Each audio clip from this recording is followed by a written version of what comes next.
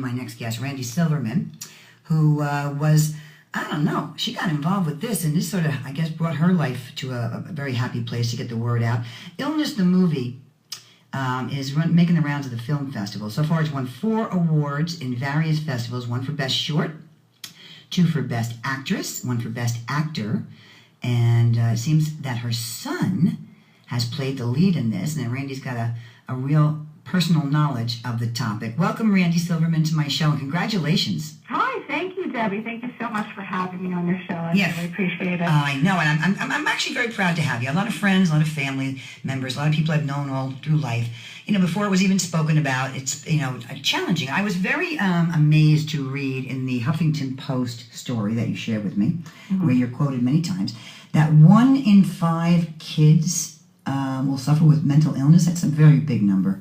It's a very big number, and as you said so accurately, it's an invisible illness, and so people, you know, don't realize how prevalent it is. But I have to say that since I started talking about it, and I talk to everybody about it, I'm very open about the fact that one of my sons suffers from mental illness. It seems that everybody is touched by it somehow. People come up to me all the time, oh, my brother, my aunt, my cousin, the kid down the street. Yes, and I same thing in my circles as well, and I was just having this conversation yesterday. It's like everybody was really hush-hush about it for so long because, you know, I don't know why, but it wasn't appropriate to talk about or reveal somebody's state. Could you list, and I want to talk about the movie Illness because I know it's a 15-minute short, but when you say mental illness, what flavors are we talking about that are under this umbrella? Well, under the umbrella of the 1 in 5 statistic that you just gave, really it encompasses, if you think about any type of brain disorder, which is what these all are, and that can be depression, anxiety, you know, bipolar, schizophrenia, but it also includes autism and Asperger's and other disorders of the brain. So it's, you know, it's you have to keep that in mind. Yeah. By the way, I will share, and this is something I don't share very often. My brother died tragically from complications of bipolar disorder about 8 years ago, and it's, you know, it's tough. Yeah, it's and my son actually is bipolar, and he has severe anxiety and depression, and along with some, you know, host of learning issues. And it took us years really to figure out what was going on with him. And 8 years ago, we knew a lot less than we know now. And you were talking about earlier, I think one of the biggest problems is that there's still such a huge stigma. I think it's really the last big stigma that we have to overcome is talking about mental illness. People are afraid and they're ashamed, and so because they're afraid and ashamed, they don't get help. Yes, and it's chemical imbalances that can often be rectified with the right medication. Absolutely, yeah. And is this film touch on any way on? I haven't seen the film yet. I'm sorry to say, it's 15 minutes, but I know that medication takes a long time to find the right balance in this game, and that's half the battle. And it's just very frustrating for particularly the poor patients and then their family members. Give me the movie, the illness. What is it? What's the message here? The message. Well, let me tell you a little bit about the movie. It's about a teenage boy who's 13 years old and his family. And it's about, there's only so much you can tell in 15 minutes. I have to say that Jonathan Bukhari, who is the writer and director of the film, did an excellent job of portraying the struggles of this child and his family members.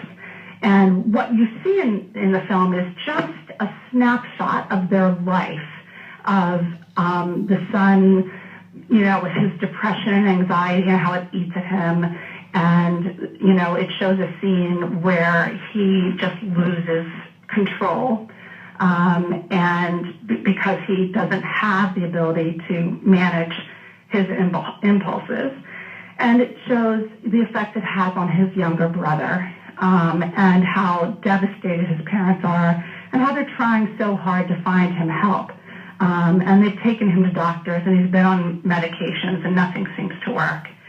And so the purpose of the film is, again, it's only 15 minutes, is to just open up the discussion, to make people see, you know, the family that's portrayed here is very much like my own family, in that, you know, well-educated, nice neighborhood, living in a nice town, in a nice home, not an abusive environment, and yet their son struggles so terribly. And I think there's this misperception that children, might have some sort of mental health disorder, but it's because they live in a bad neighborhood or because their parents aren't good, and that's just absolutely not the case. Now, your other son played the lead. Yes, it's interesting. I actually have 3 sons. One's in college.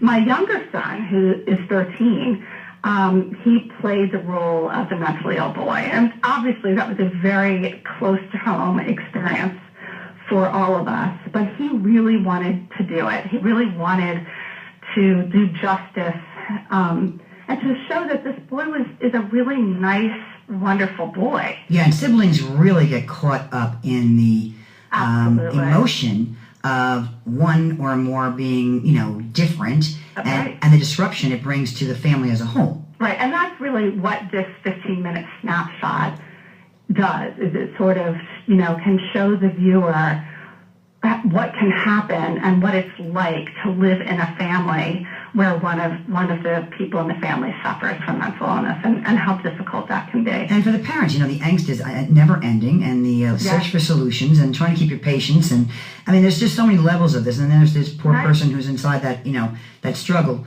Who? And that's my middle son, actually, who is the one who suffers from bipolar. I have to say that the movie, although Jonathan Vicari wrote the film before we met, he was telling my story. He just didn't know it.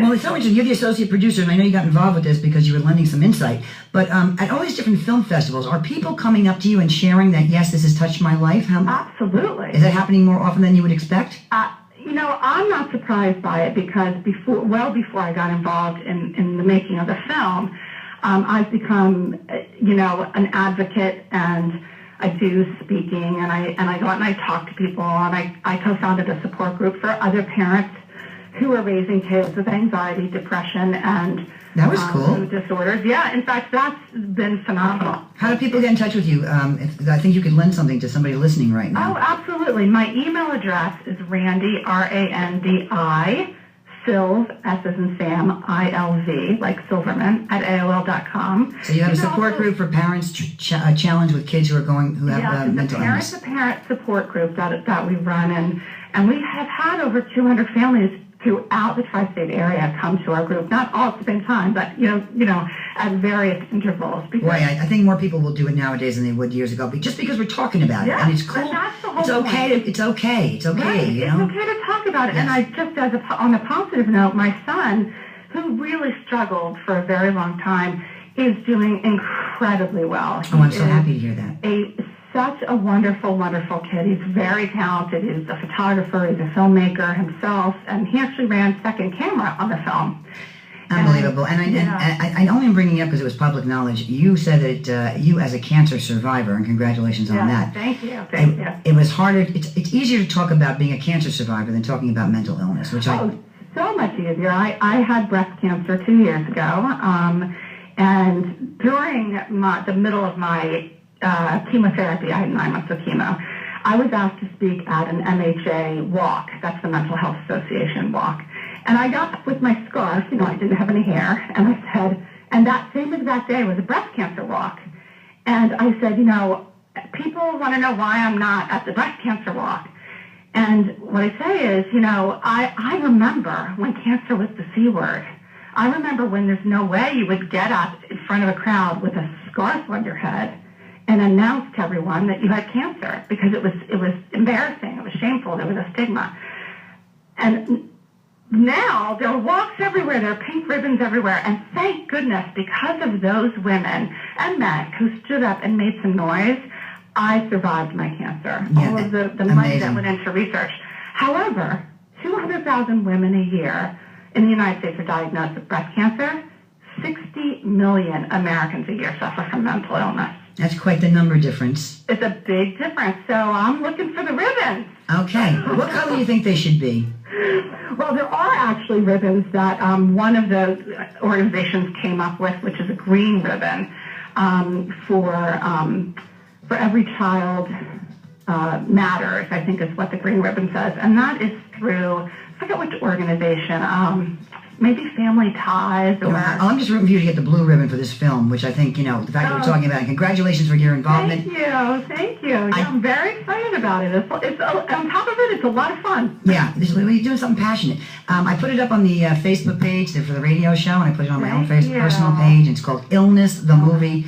And we're working on a feature, so hopefully we'll be able to tell an even longer, more powerful story. So we'd love to get as many likes on our Facebook page as possible. Thank you so much for sharing it with the audience. I appreciate it. You got it, Randy. Randi Silverman, thank you so much. This is a healthy discussion we just had about bringing mental illness out of the closet. We hope it helps somebody else out there listening.